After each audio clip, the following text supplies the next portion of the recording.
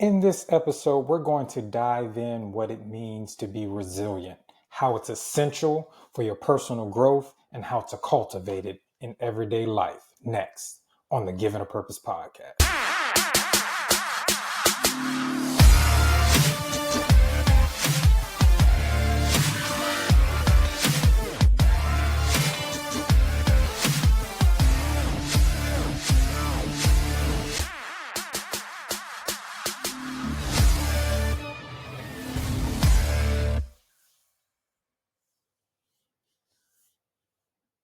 Welcome to the Given a Purpose podcast, where we bridge the highs, the lows, the lessons learned through life's journey and filling in the gap. I'm your host, Mr. LA. Thank you guys for coming to another week of our podcast, man. And I bet you guys wonder why I say our, man. I want you guys to know that this is us. We're in this together. It's self-investment in yourself. And I'm including myself. So that's why I always say our. That's why I might say we when I'm discussing the podcast, because I want you guys to know that you're a part of this as well. So we're just bridging the gaps. So if you can, make sure you share this with somebody. Man, leave a review. Tell somebody about it. Help your boy out. Help yourself out. And you never know, this may help somebody else. So we're getting into today resilience. So when we think about resilience, we're thinking about the ability to recover from something or some difficult things and having the ability to adapt to change. Now, I know we've been through so many things in our lives. There's so much turmoil. Listen, the life we live, most of the days are filled with trouble, like the Bible says. And we want to be able to bounce back. Some of us don't bounce back. Some of us build up things. And I think because, and I'll talk for me sometimes, and I'll jump out there and talk for my people, my millennials, right? I'll talk about something for my millennials. And we get into a place where we've been trained in survivor mode. We've been in survival mode for so long. It's like we survive a bunch of the traumas that we got through. We survive a bunch of the difficulties in life that we go through. So we're just surviving. But there is something in us that we always want to win. We always want to make sure that we can bounce back or we can level up. But it takes resilience. It takes resilience to make sure that we can do that. Now, through resilience, sometimes we take the bumps and the bruises. But how do we adapt? How do we change our mindset? How do we let that affect our personal growth? So I want to kind of get into the fact that let's debunk some myths, like being emotionless or we have to be quote unquote tough. Listen, this isn't something that we're all necessarily born with, but it's something that can be built. Resilience can be built over time. I often think about, to kind of share the experience and make sure see if it kind of makes sense. Man, I'm not gonna lie. When I was a kid, didn't do needles a lot. When I had to get shot, it was a thing. I know my mom probably hated taking me to the doctors because it was going to be, I probably started crying before the doctor even put whatever he had in the needle, pulled out the needle, whatever they was going to do. But over time, what I did with my mindset, once I got into sports and different things like that, I'm like, I've been hit by baseballs. I've been tackled by people a lot bigger than me. And I started to change my mindset and adapt to change, like I said before, and built a resilience to pain. So like I kind of tell myself I have a high tolerance for pain. The older I get, I realize this pains just come out of nowhere. But I eventually, like I said, built up a resistance to certain type of pain because I could tell myself in my mind, I've had worse. So that's the adaptiveness to, all right, got to go get a needle. It is what it is. I've had worse. So in my mindset, I've built a resistance to say, I can deal with this. I can go through this. So just like we do everything, we got to have a foundation, we got to have some pillars. So we have to be self aware, understanding your triggers, understanding your thoughts and your patterns. That's self awareness. You have to make sure that you understand yourself. You got to understand to get through or build a resilience. You have to understand, just like in the example, you have to understand yourself.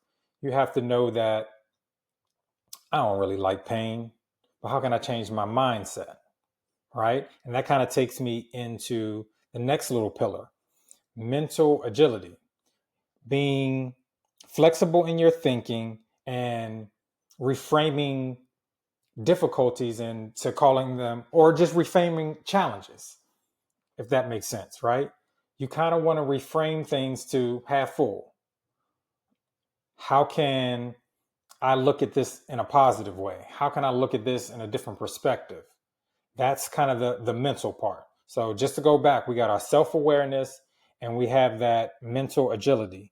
So how do we reframe our challenges, but understanding our self-awareness, right? So then we have to next self-regulate, okay?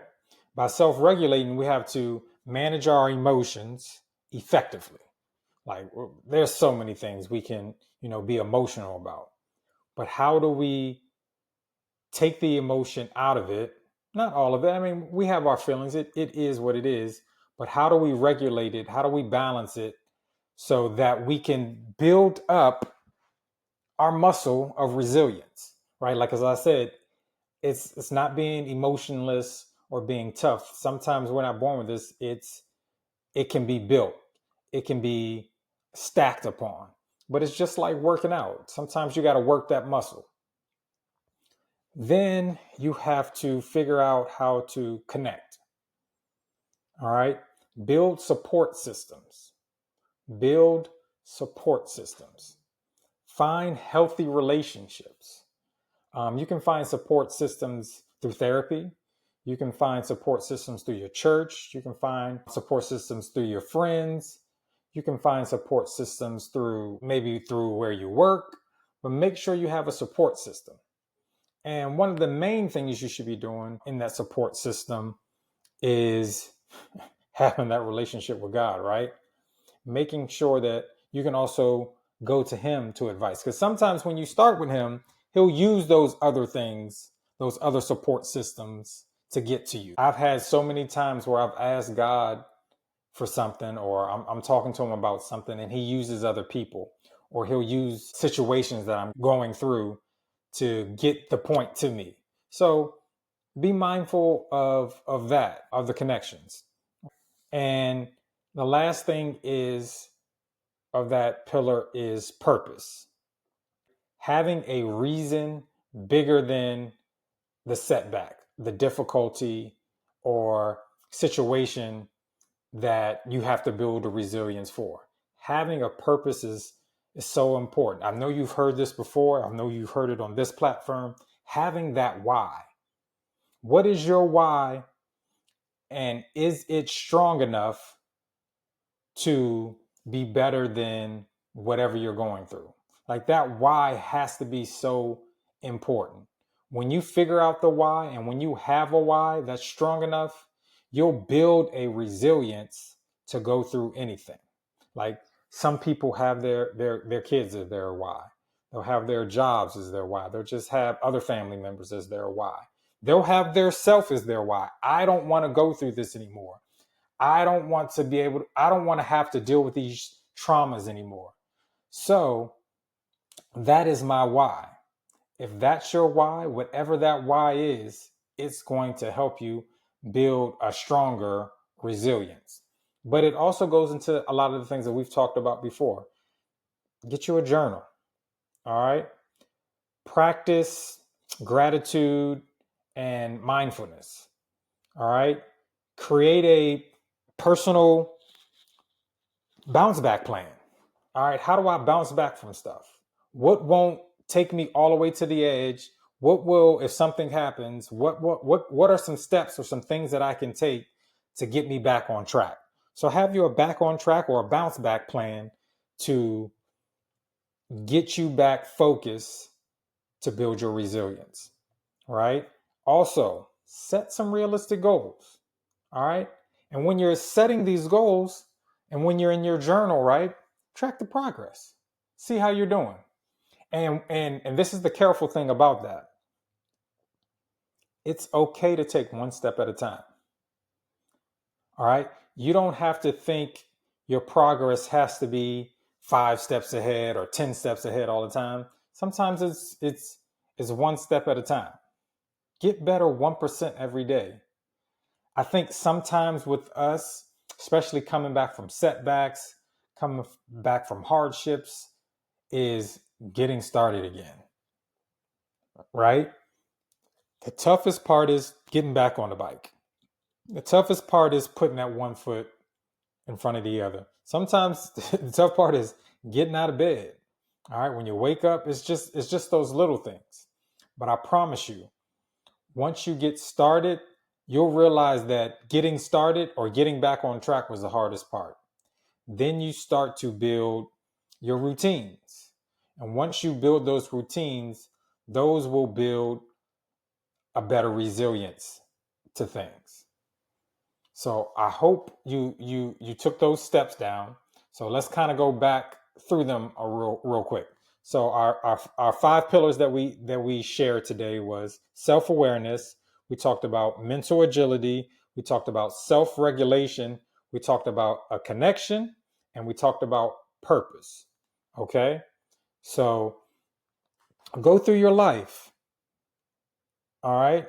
Are you self-aware? Do you know your triggers? Do you know your thoughts and your patterns? Are you flexible? Remember, we talked about fixed mindset and a growth mindset. Are you flexible, or do you have that growth mindset? How can you put a positive spin on or a different perspective on what you're going through? How do you self-regulate, right? How do you manage your emotions effectively? How are you doing those things? Connection. Do you have a support system? Okay. Your purpose. Is your why bigger than your circumstance? Very, very important. And I believe that those are the things that'll help you build a resilience that you need to get to a next level that you're trying to go to. This is so important in self-growth, right? Things are going to come. Life is going to be lifing.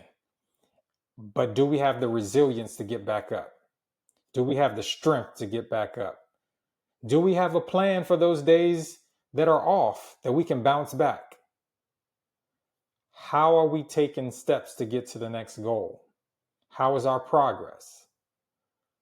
Baby steps are good. One giant step is good.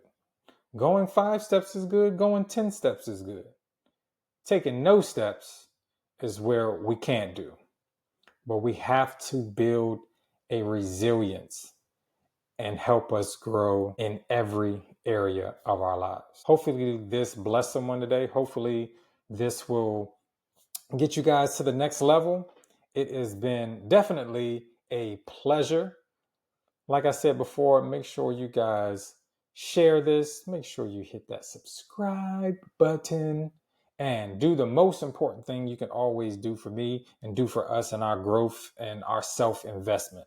And that is live on purpose and live in purpose. I'll see you guys next time. Peace.